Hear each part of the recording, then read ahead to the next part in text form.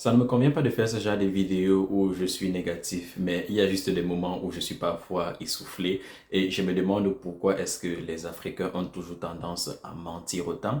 Pourquoi est-ce qu'on est toujours en train de vendre le faux aux personnes de notre communauté juste parce qu'on veut bien paraître? Ce qui me pousse à faire cette vidéo, c'est qu'il y a de cela quelques minutes, j'étais en train de discuter avec un abonné de YouTube sur Instagram qui me demandait en fait si c'est possible, par exemple, de prêter de l'argent pour étudier au Canada ou si c'est possible de financer ses frais de scolarité seul. J'ai déjà fait une vidéo par rapport au sujet et je vous ai expliqué que c'était assez compliqué et je vous ai également expliqué que pour certains qui sont dans des universités, c'était cher, c'est quasiment impossible de financer ses frais de scolarité seul. Donc il m'expliquait que lui, il a un ami qui vit au Canada et cet ami qui arrive au Canada il y a de cela un an lui dit qu'il arrive à payer ses frais de scolarité tout seul, donc sans l'aide de sa famille, et que ses frais de scolarité s'élèvent à 25 000 $. Donc moi, je lui fais comprendre que si les frais de scolarité de cette personne s'élèvent à 25 000 $ et qu'il vit avec un de ses amis, parce qu'il m'a dit cet ami qui est au Canada vit avec un autre de ses amis dont ils sont en colocation. Donc, si ses frais de scolarité sont de 25 000 $ et qu'il vit en colocation, je peux supposer par exemple que ses dépenses pour une année sont aux alentours de 15 000 $ parce que 25 000 $ de frais de scolarité implique que tu vives dans une grande ville. Et même si tu fais des économies, je pense que 15 000 $ c'est environ ce que tu vas dépenser en une année. Ce qui fait que ça nous amène à un total de 40 000 $. Donc, supposons que tu fais 40 000 $ net pour couvrir tes frais de scolarité, comme ce gars qui est au Canada la prétend. Ce qui veut dire que tu dois faire aux alentours de 55 000 $ en une année. Puisqu'on t'enlève les taxes, on va supposer qu'on t'enlève environ 15 000 $ de taxes et tu restes avec 40 000 $. Donc, je me demande comment est-ce qu'il a fait. Supposons qu'il arrive au Canada en août et déjà que les universités vont exiger que tu aies payé les frais de scolarité au total aux alentours de janvier, si jamais ta rentrée c'était en septembre. Donc je me demande comment est-ce qu'il a fait pour travailler tout cet argent-là et payer ses frais de scolarité par lui-même. Parce que le fait est que beaucoup d'Africains qui sont ici, on ne leur demande rien.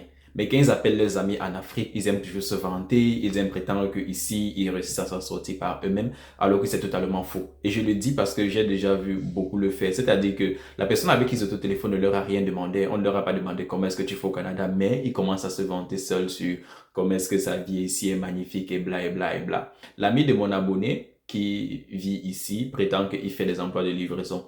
S'il y a des gens ici qui vivent à Montréal ou à Toronto par exemple, j'aimerais que vous me dites à peu près combien ces emplois de livraison vous payent parce que je pense que tu ne peux pas étudier à temps plein et avoir suffisamment de temps pour pouvoir travailler par exemple 55 000 $, à part si tu fais par exemple un emploi qui te paye 35 $ de l'heure ou un truc comme ça. Parce qu'il faut dire que les études ici sont également assez prenantes. On donne beaucoup de devoirs. Donc, généralement, si tu te concentres à chercher l'argent, il est fort probable que tu te retrouves en train d'échouer dans tes études. Et rassurez-vous que beaucoup échouent. Donc, même ici, on échoue pour ceux qui pensent que quand tu arrives ici, tout sera rose à l'école et que ça va aller comme sur des roulettes. Tu plaisantes, tu échoues. Et tu échoues, ça t'ajoute du temps supplémentaire dans tes études. Et je sais qu'il y a certains qui vont également prétendre qu'ils arrivent à financer les études seuls, en travaillant et en étudiant, qu'ils arrivent par exemple à faire 60 heures au travail et puis ils arrivent à faire 30 heures à l'école. Pour les gens qui font généralement ces deux-là, j'en ai également vu quand j'étais à l'école, mais c'est que quand ils avaient deux jobs, il y avait généralement un emploi qui était moins demandé. Et la plupart de ceux-là travaillaient dans des foyers de soins dans la nuit. Un foyer de soins, c'est un endroit où on s'occupe des personnes âgées. Et généralement, ce qui se passe, c'est qu'ils peuvent avoir des heures de travail de 22 heures par exemple à 6 heures. Sauf que dans la plupart des cas, ils vont travailler de 22 heures à 1 heure et ils auront le temps de dormir tout le reste de la nuit pour être plus ou moins frais pour partir à l'école. Ça, c'est également des vérités qu'ils ne vous disent pas. Ils vont prétendre qu'ils sont des surhommes, ils arrivent à travailler 60 heures, ils arrivent à partir à l'école 30 heures et puis ils arrivent à faire tous les devoirs qu'on leur donne. Donc, moi, ça me choque. Et en plus, je peux vous prendre même l'exemple d'un autre proche de ma famille parce que j'étais au Cameroun récemment. Donc, en discutant avec ma grand-mère, elle me fait comprendre que, oh, ce proche-là, il arrive au Canada en août pour ses études et puis en novembre, il a payé sa voiture et puis là, il arrive même à payer ses frais de scolarité seul qui sont environ de 10 000 $ par année et puis il arrive à se prendre en charge. Là que moi j'ai dit à ma grand-mère que moi j'ai discuté avec lui parce que lui encore c'est lui qui s'est levé et qui est venu raconter ça à ma grand-mère. Elle ne lui a rien demandé.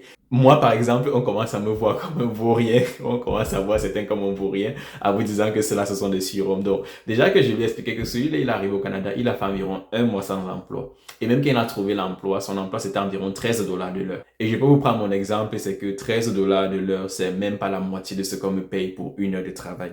Je ne peux pas juste travailler octobre et novembre et réussir à m'acheter une voiture qui coûte plus de 5000 dollars parce que juste quand je fais la mathématique de ce que je gagne par rapport à mes dépenses de base, ça ne matche pas.